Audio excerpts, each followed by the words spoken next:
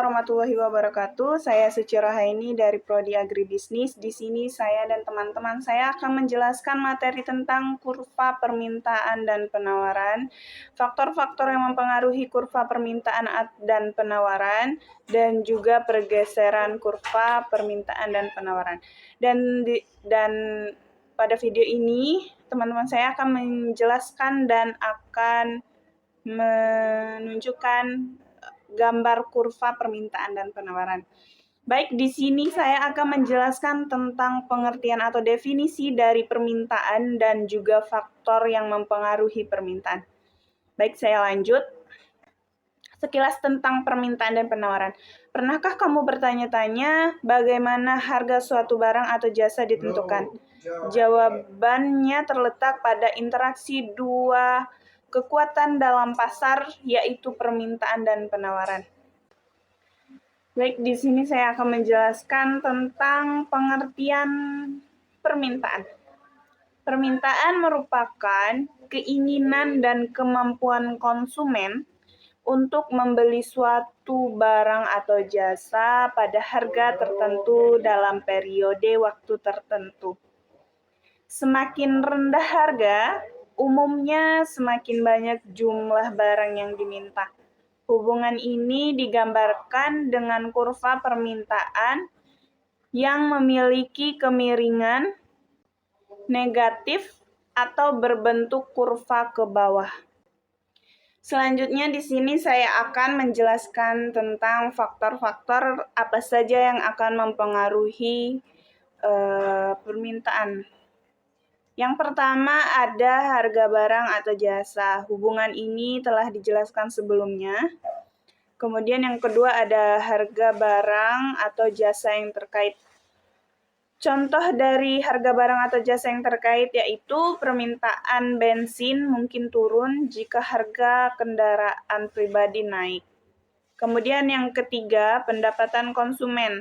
Semakin tinggi pendapatan, umumnya semakin banyak permintaan. Yang keempat, ada selera dan preferensi konsumen, yaitu tren dan perubahan selera pada selera dapat mempengaruhi permintaan. Yang kelima, ada ekspektasi konsumen. Ekspektasi konsumen itu seperti antisipasi harga di masa depan dapat mempengaruhi permintaan saat ini. Kemudian yang terakhir, yang keenam, yaitu jumlah konsumen.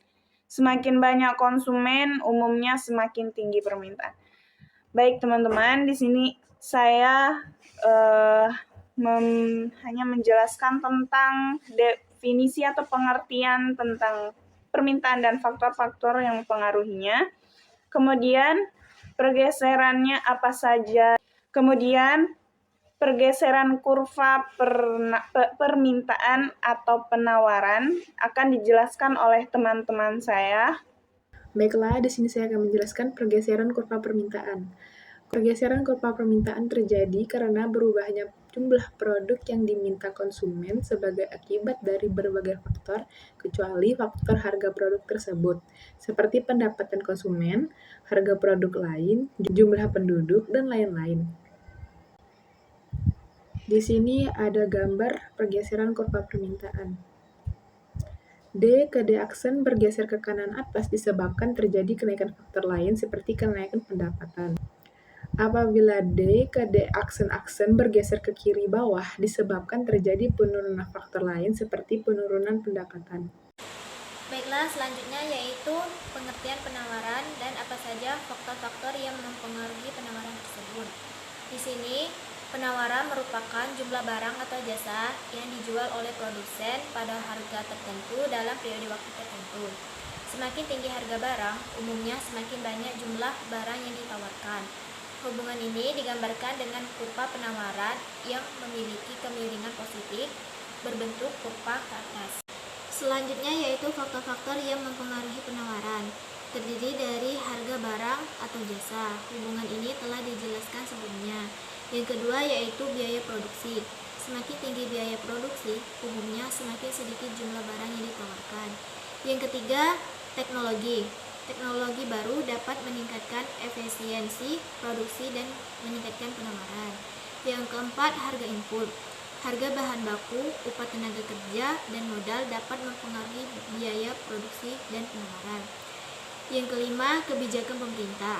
Subsidi, pajak, dan regulasi dapat mempengaruhi penawaran. Yang keenam, ekspektasi produsen.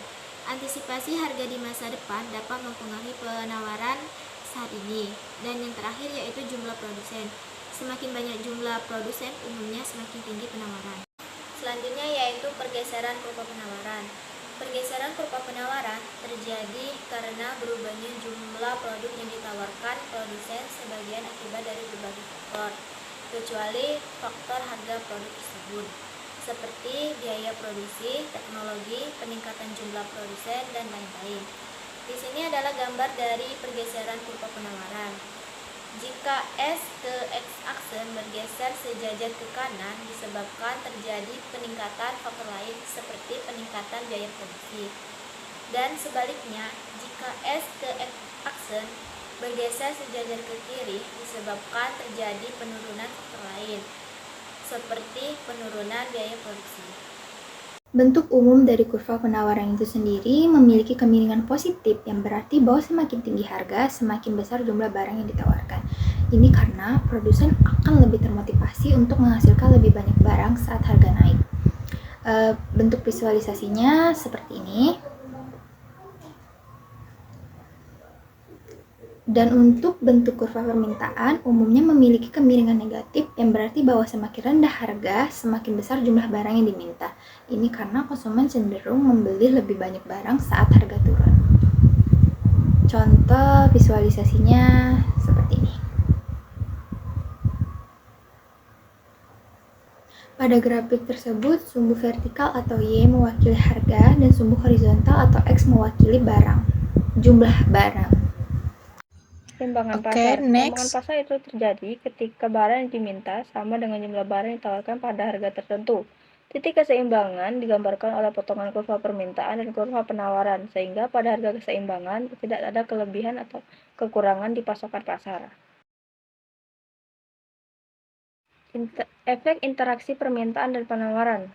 Pertemuan antara kurva permintaan dan penawaran menentukan titik keseimbangan, yaitu harga dan kuantitas barang atau jasa yang diperdagangkan secara stabil di pasar.